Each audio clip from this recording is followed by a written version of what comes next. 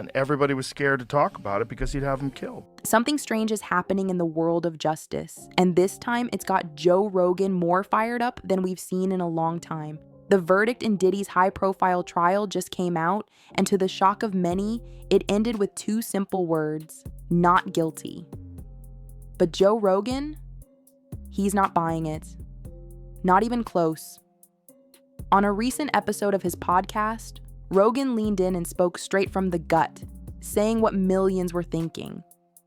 How does someone walk away clean after all that? You could tell right away he wasn't just surprised, he was disappointed, frustrated, and honestly kind of angry.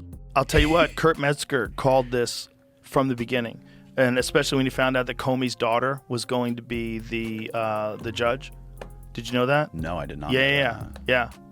Wasn't she the same judge on the Ghislaine Maxwell case? Yeah. Oh, yes, I did hear this. Yeah.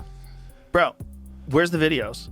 They were telling us that videos are going to come out, incredibly high-profile people doing horrendous things, evil things. People are going to go to jail. People are going to be shocked. Yeah. Where? 4 months, the case against Diddy had been front and center in the news. There were headlines everywhere, claims from former friends, leaked video clips, and more public statements than anyone could count. The media had been all over it. Witnesses stepped forward. Footage made its way online. People on social media were connecting the dots, asking questions, and expecting some sort of real consequence. There was a sense that finally a celebrity might be held accountable for once. But when that verdict hit the news, everything changed. What's going to happen, though, you think? Well, Diddy's going to be in jail for the rest of his life. I think he's probably going to get Think he's in a thing, though? I don't know. I don't even think it matters. But then it's just another There's Epstein. there's It's another murder Ghislaine cases. Maxwell, But where there's somebody gets murder indicted and cases. nobody else. Indicted for trafficking kids to Right. no to one. to no one. I got my MTV out. Savage! I'm a savage! Oh! I'm a savage! Whatever I want, I'm going to get! Whatever I want, I have to get! The reaction was swift, and Joe Rogan wasted no time. He said the decision didn't make sense and that the outcome didn't line up with what the public had seen and heard. He wasn't just talking about rumors, he was talking about what had been presented during the trial itself. In his words, if this guy gets off after everything that came out, what message are we sending? Joe's known for his calm style, but this time there was something different in his voice. He wasn't yelling, he wasn't ranting, but you could hear the disbelief. As the episode went on, Joe broke things down point by point. He brought up how much evidence had been discussed and how many people had come forward. Yet somehow, after all that, the final result was Diddy walking away with no charges. Joe asked a simple question that hit hard on you. What does it take to get justice when someone with money and fame is on trial? He didn't accuse the jury or the court directly, but he pointed out how common it's become for powerful people to escape responsibility when regular folks would face real consequences for much less. Everybody hung with Diddy. That's the other tricky thing. Like, Diddy hung out with everybody. And I've spoken to a bunch of people who are like, yo, great dude, like always there for you, never asked for a single thing. Till 1 a.m. And then freak off. Everybody says, get out of the house. It's just amazing how many people in the Diddy party list that are supporting Kamala. Too. Yeah, seriously. It's like insane. Publicly, openly, like all in. Yes. It's like J-Lo was like his ex-girlfriend. and it's like now deciding she's like warning people against Trump. I'm like, well, wait a second. So how many people did she warn against Diddy? Right. Oh, 0. Okay. Right. Well, maybe we shouldn't trust her opinion. P. Diddy party. This is what happens to the white man. It's so unfortunate. You gotta pull back though, so they can see. That's crazy. Matt, move out the way. You're still alive. Look at that. Look. What you? Look at the drink on his head.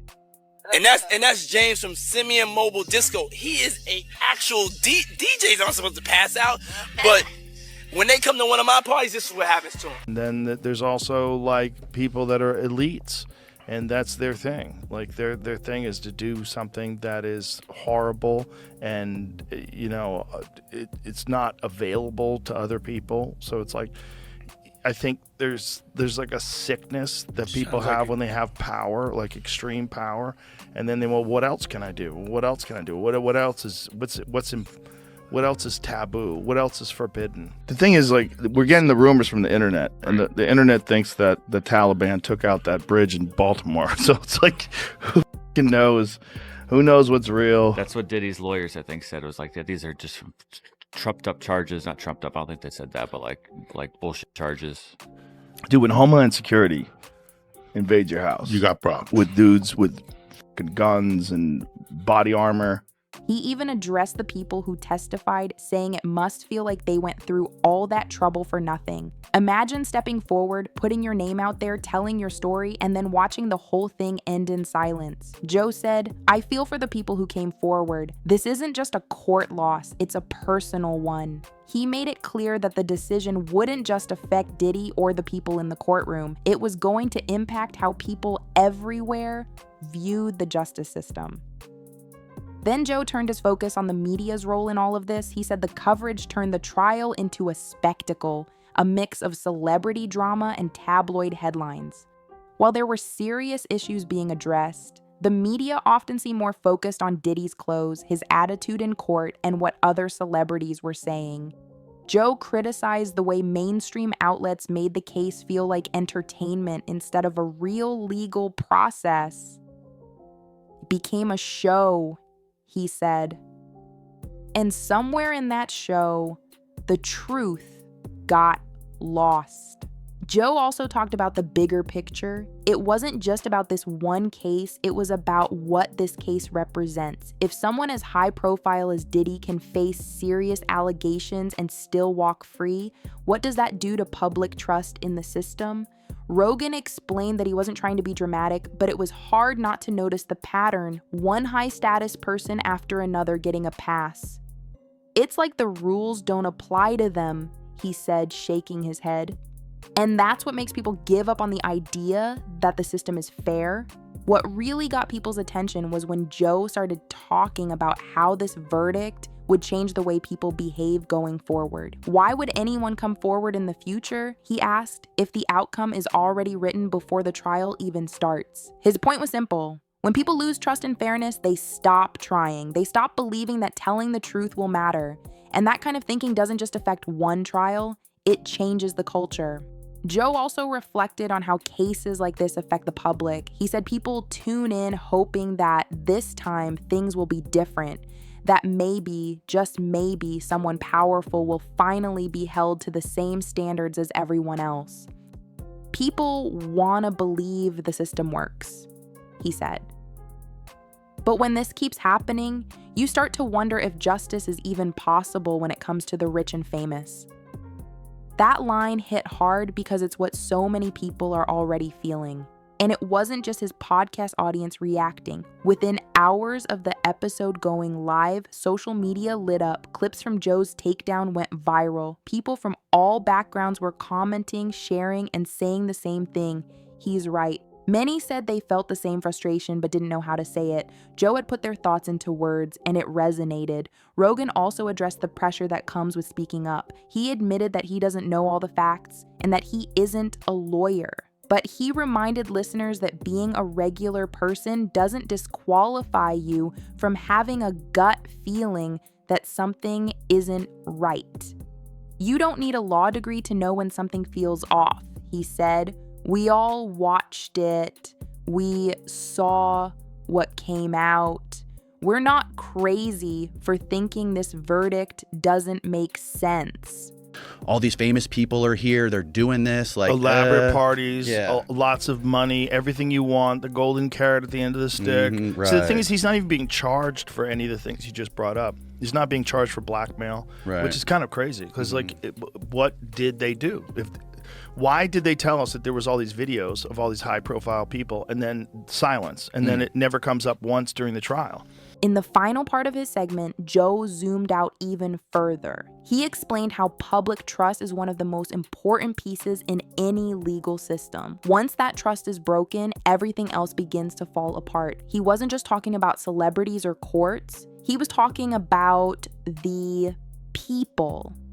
If regular people don't believe in fairness, he said, that's when things get really dangerous. He wasn't threatening or trying to scare anyone. He was stating a simple truth that history has proven again and again. Joe wrapped things up with a quiet but powerful message. I'm not asking for revenge, he said, I'm just asking for fairness. If justice only works for the powerful, then it's not really justice at all. With that, he paused, took a breath, and moved on to the next topic. But his words stayed with people. They stuck in the minds of everyone who listened, because this wasn't just a story about a famous rapper. It was about something much bigger, something that affects everyone. In the days that followed, other public figures started weighing in. Some echoed Joe's thoughts, others stayed quiet, but the conversation had already started and it wasn't going away anytime soon. What Joe Rogan had done was take something frustrating and confusing and turn it into a clear, honest message. One that called out the cracks in the system without tearing it down. One that reminded people their voices still matter. Joe didn't pretend to have all the answers, but he asked the right questions, and sometimes that's what starts real change.